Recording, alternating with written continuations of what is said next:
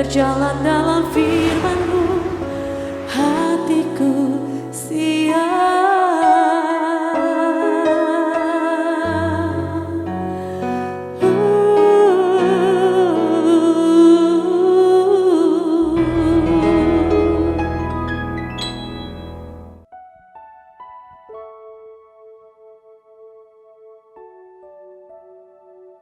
Salam, God lover yang dikasihi oleh Tuhan Yesus, apa kabarnya? Semoga kita semua dalam keadaan sehat dan tetap bersuka cita di dalam Tuhan Yesus Kristus. Bersyukur karena semua aktivitas kita sepanjang hari ini tidak pernah ditinggalkan Tuhan. Mungkin memang ada berbagai pergumulan, ada masalah, tetapi percaya kalau kita tetap ada dalam hadirat Tuhan, Tuhan akan memberi kita kekuatan, kelegaan. Bahkan Tuhan Yesus sendiri berkata kepada kita, marilah kepadaku semua yang letih lesu dan berbeban berat, aku akan memberikan kelegaan kepadamu. Percaya, apapun pergumulan, apapun masalahmu, Tuhan tetap bisa menolong, Tuhan memberi yang terbaik supaya kita semakin bisa memuliakan Dia. Mari hampiri Dia dengan hati yang bersuka cita, berharap dan tetap percaya kepada Dia. Kita berdoa. Bapa di surga, kami sangat bersyukur karena penyertaan-Mu luar biasa. Kami boleh melewati semua aktivitas kami sepanjang hari ini dengan anugerah Tuhan, kekuatan dan berkat Tuhan. Terima kasih untuk semua hal baik yang Tuhan sudah berikan kepada kami, Tuhan lakukan dalam hidup kami. Saat ini kami datang kepadamu membawa setiap pergumulan, beban berat, dan sekaligus ucapan syukur kami kepadamu, karena kami percaya dalam hadirat-Mu itu adalah saat terbaik yang bisa kami nikmati. Terpuji nama-Mu dalam nama Tuhan Yesus. Amin. Terima kasih Tuhan. Kami mau hidup terus dalam kasih setia Tuhan, sebab kami percaya Tuhan akan terus menyertai hidup kami.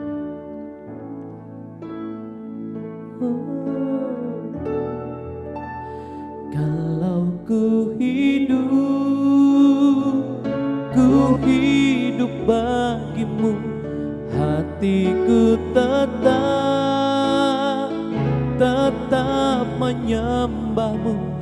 Dunia tak bisa menjauhkanku dari kasih-Mu.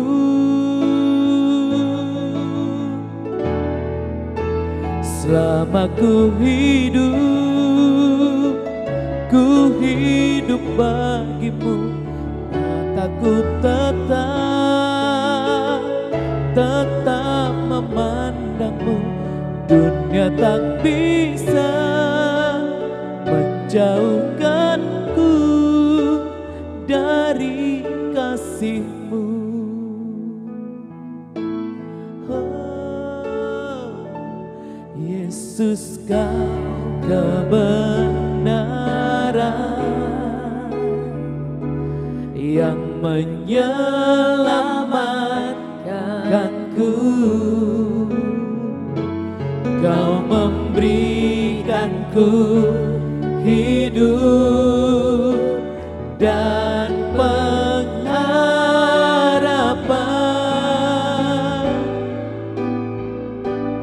Ku ikut kehendak-Mu, ku perlu anugerah-Mu. Ku nyatakan janjiku kepadamu. Haleluya. Kalau ku hidup bagimu, hatiku tetap menyembahmu. Dunia tak bisa menjauhkanku dari kasih-Mu.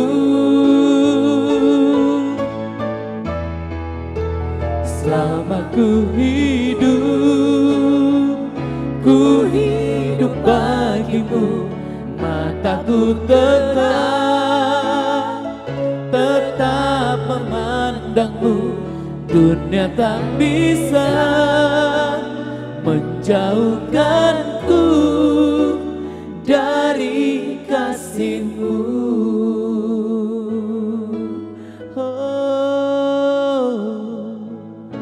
Dunia tak bisa jauhkan kami dari kasih-Mu Tuhan.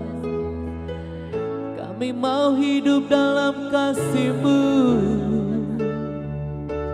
Kami mau hidup berkemenangan dalam-Mu Tuhan. Kami hidup dalam kasih-Mu Yesus. Kami berkemenangan berjalan dalam kasih-Mu Bapa.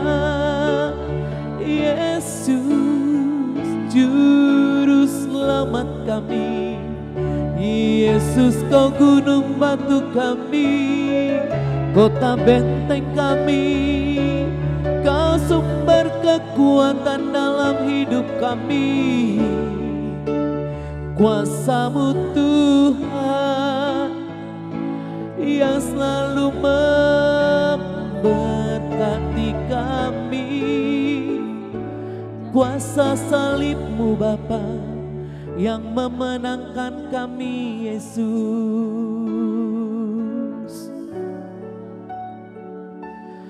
Oleh karena salib-Mu, seluruh hidupku milik-Mu Tuhan. Darah-Mu sucikanku, kuasa salib-Mu pulihkanku. Oleh karena salib-Mu, seluruh hidupku milik-Mu Tuhan. Darah-Mu sucikanku, kuasa salib-Mu pulihkanku.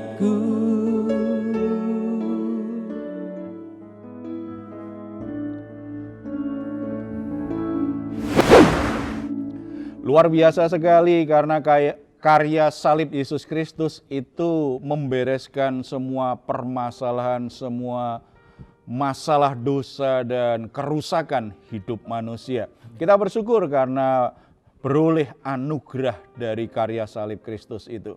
Saudara-saudara yang dikasihi oleh Tuhan Yesus, ada satu kebiasaan yang seringkali justru merusak damai sejahtera orang, merusak produktivitasnya, merusak hubungannya dengan orang lain, yaitu kebiasaan berkeluh kesah.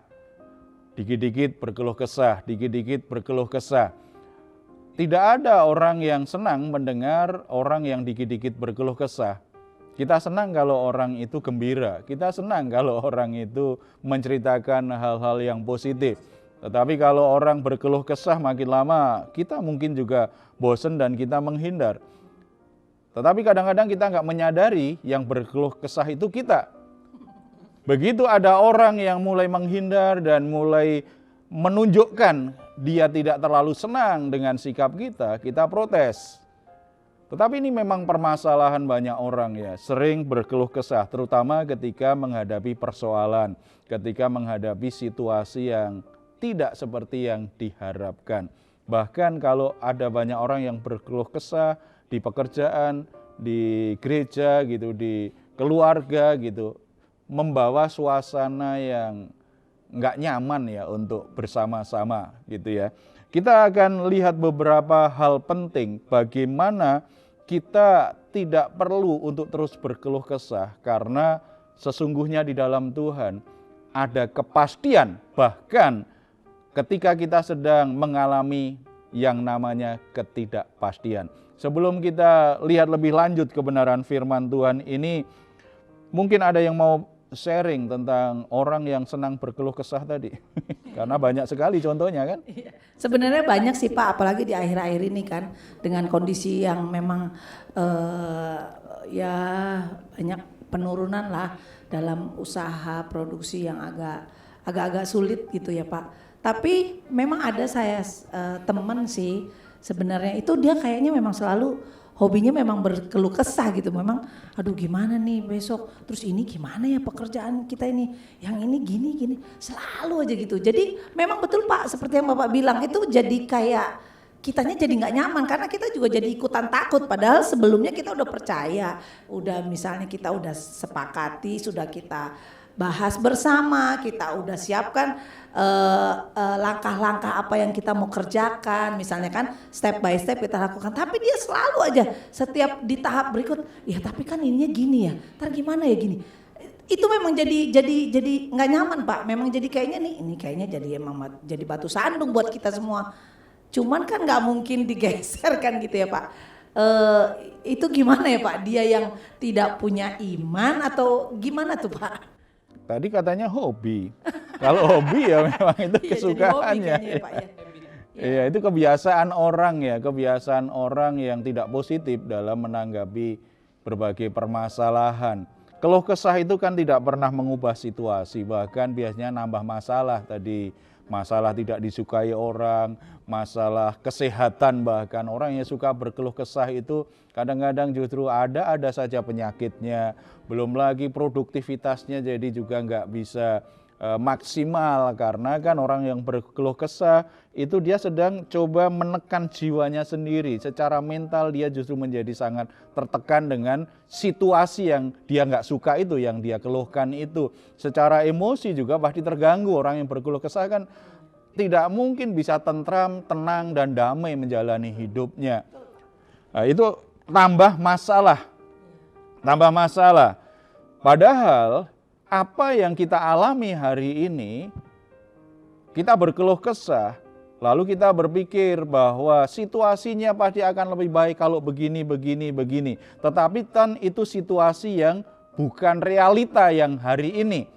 Situasi yang ada di angan-angan yang kita harapkan terjadi lebih baik atau mungkin situasi ke depan. Padahal tidak ada satu orang pun yang tahu ke depannya seperti apa. Jangan-jangan ke depan lebih buruk dari sekarang. Atau mungkin yang kita angan-angankan itu belum tentu itu bisa terjadi di masa kini. Hanya mengeluhkan situasi-situasi saja. Dan itu tidak pernah menyelesaikan, nambah masalah. Bagi saudara-saudara yang suka berkeluh kesah, yang hobinya berkeluh kesah, saudara-saudara pasti tidak senang kan punya masalah, tetapi hobi berkeluh kesah itu sama saja saudara sedang menambahkan masalah dalam dirimu, dalam relasimu, dan dalam pekerjaanmu. Jadi kita mesti belajar untuk tidak berkeluh kesah, melihat sebuah permasalahan dengan persepsi yang benar seperti yang Tuhan ajarkan kepada kita saat ini, karena apapun situasinya luar biasa, ada kepastian di tengah-tengah ketidakpastian yang kita alami.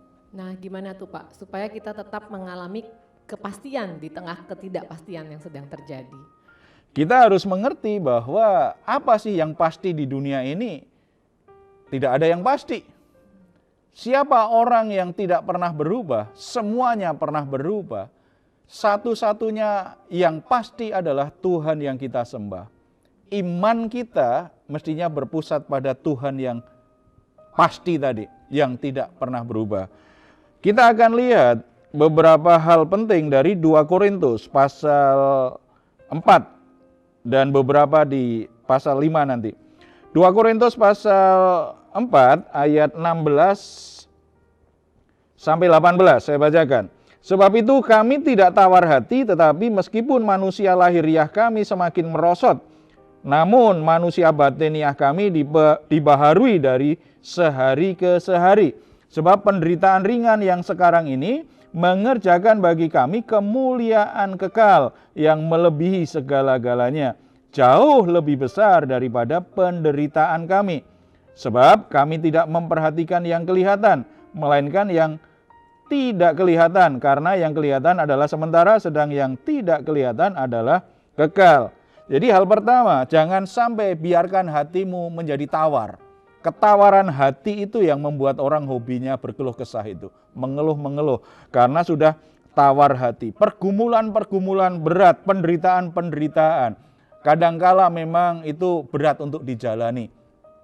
Tetapi ketika hati orang menjadi tawar, maka dia sebenarnya sudah dirusak jiwanya dan dihancurkan hidupnya oleh penderitaan itu.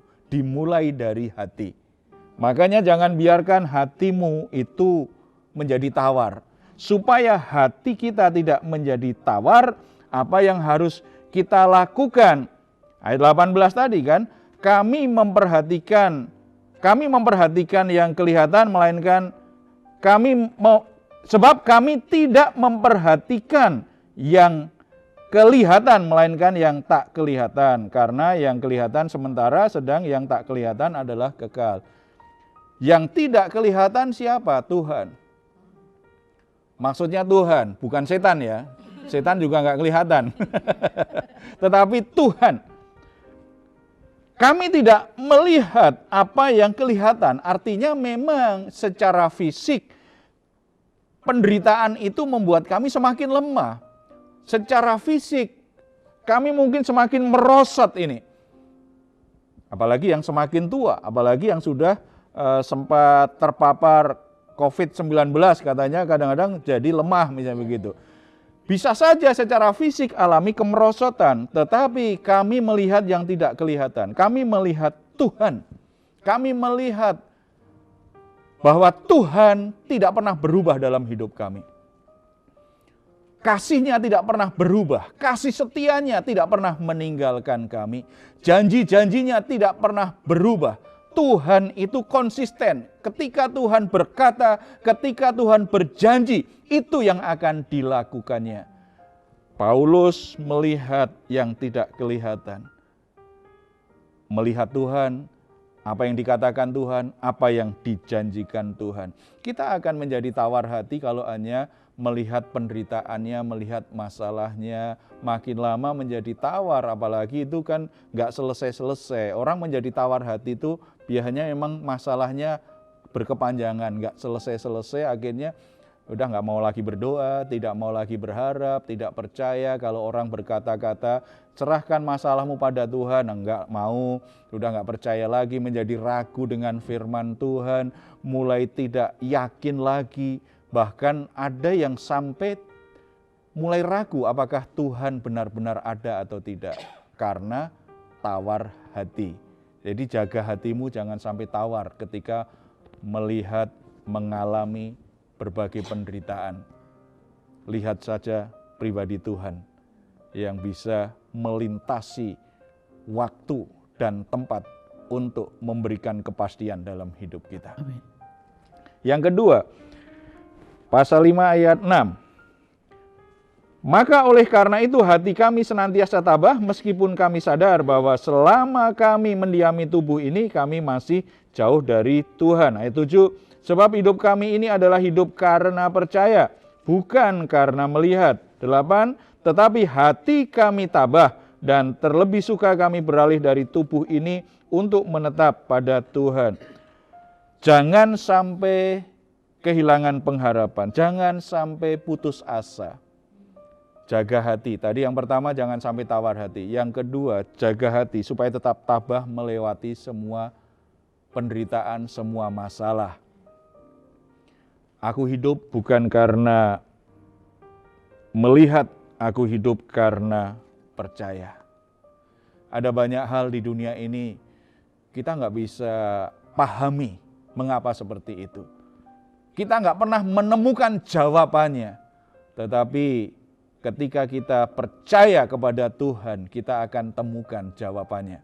Kita akan alami bahwa setiap peristiwa itu ada maknanya. Setiap peristiwa itu ada tujuannya. Setiap peristiwa yang terjadi dalam hidup kita ternyata menjadi proses Tuhan yang baik untuk membentuk kita menjadi pribadi yang lebih mulia, lebih unggul dan layak dipercaya Tuhan untuk hal-hal yang lebih besar ke depan. Yang ketiga, jangan sampai kehilangan pengharapan. Jaga hati tidak tawar, tetap tabah, dan pengharapanmu itu tetap ada. Rasul Paulus di pasal 5 ayat 1 berkata begini, karena kami tahu bahwa jika kemah tempat kediaman kita di bumi ini dibongkar, Allah telah menyediakan suatu tempat kediaman di surga bagi kita. Suatu tempat kediaman yang kekal, yang tidak dibuat oleh tangan manusia. Jadi ketika tubuh kita ini, tubuh yang fana ini dibongkar, artinya kita harus tinggalkan dunia ini. Waktu kita sudah selesai hidup di dunia ini. Ada sebuah pengharapan, ada sebuah tempat yang lebih indah dari dunia ini.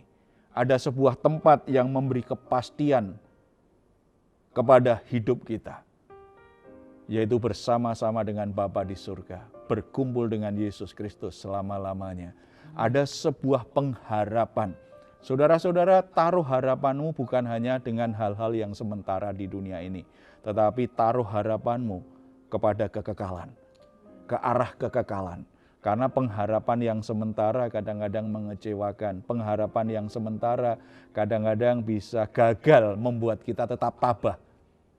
Kita tetap bisa tawar hati karena pengharapan-pengharapan yang sementara di dunia ini bisa berubah-ubah. Bahkan pengharapan kita akhirnya sepertinya terampas karena orang lain bisa merebut kebahagiaan kita, bisa merebut rezeki kita, bisa merebut pekerjaan kita, bahkan bisa merebut orang-orang yang kita cintai. Sehingga harapan kita sirna untuk bisa menikmati kebahagiaan dalam hal-hal seperti itu. Tetapi sesuatu yang bernilai kekal di surga itu kekal. Amen. Taruh harapanmu pada pribadi yang tidak berubah, tempat yang pasti yaitu di surga, dan kepada janji yang tidak pernah berubah, Amen. yaitu firman Tuhan. Puji Tuhan. Saudara-saudara yang dikasihi oleh Tuhan Yesus, mungkin di antara saudara saat ini ada yang sedang tawar hati karena memang masalahnya sangat panjang, gak selesai-selesai. Sudah berdoa, sudah berupaya, tetapi masalahmu tidak selesai-selesai. Sehingga saudara menjadi tawar hati. Atau ada di antara saudara mulai kehilangan arah, mulai putus asa, mulai goncang ini. Kelihatannya gak mungkin lagi bisa berubah. Ketabahanmu itu terguncang karena situasinya sulit untuk teratasi. Atau bahkan mulai kehilangan pengharapan dalam Tuhan. Mulai berpikir untuk meninggalkan Tuhan. Atau mulai menyangkal Tuhan. Selalu ingat, anugerah terbesar yang Tuhan berikan kepada kita sudah diberikan kepada kita ketika kita menerima Yesus Kristus sebagai Tuhan dan Juru Selamat. Amin. Jangan kehilangan yang terbaik dalam hidupmu. Amin. Tetap tabah, jangan tawar hati. Yes. Tetap ada harapan di dalam Tuhan. Amin. Kepastian selalu ada di dalam Tuhan. Amin. Mari kita bersatu dalam doa. Bapa di surga, kami bersyukur karena dalam Yesus Kristus hidup kami dalam posisi sebagai orang yang punya kepastian dalam hidup ini. Dalam dunia yang serba tidak pasti, dalam keadaan yang berubah-ubah, dan kami juga dikelilingi orang yang sangat bisa berubah. Tetapi kami bersyukur di dalam Yesus Kristus, kami tetap dalam posisi, dalam status sebagai orang yang memiliki kepastian. Oleh sebab itu Bapa, kiranya Roh-Mu memberi penghiburan, Roh-Mu memberi kekuatan, Roh-Mu memerdekakan sesuai dengan kebenaran firman-Mu kepada orang-orang yang sudah mulai tawar hati karena mereka tidak bisa keluar, sepertinya tidak bisa keluar, masalahnya tidak pernah selesai. Satu masalah datang, belum selesai, ada masalah yang lain, sehingga mereka menjadi tawar hati sebagai orang percaya. Iman mereka menjadi goncang. Mereka menjadi putus asa. Ketabahan hati mereka benar-benar tergoncangkan. Mereka mulai ragu denganmu. Mereka mulai meninggalkan ibadah mereka. mereka mulai berpikir untuk meninggalkan imannya kepadamu. Bapa di surga, mari Engkau nyatakan belas kasihan-Mu, Engkau nyatakan kehadiran-Mu yang menjamah hati mereka. Tuhan menjamah orang-orang yang hatinya sedang tawar hari ini, orang-orang yang mulai putus asa, orang-orang yang kehilangan pengharapan. Tuhan jamah, Tuhan jamah, Tuhan jamah hati mereka. Biarlah mereka kembali menemukan pengharapan dalam Tuhan. Hati mereka kembali kuat, mereka menjadi tegak berdiri untuk mengikuti jalan Tuhan. Kuatkan langkah iman mereka Tuhan, agar mereka kembali berjalan dalam ketetapan-Mu, berjalan dalam janji-Mu, berjalan dalam perintah-perintah-Mu. Amin. Kami sangat percaya sepenuhnya ketika mereka mendengar kebenaran, hati mereka beriman, maka kebenaran ini akan memerdekakan hati mereka. Hati yang penuh pengharapan, sukacita, hati yang kuat menghadapi penderitaan. Di hati mereka ada keyakinan kuat, ketidakpastian apapun yang sedang mereka hadapi. Amin.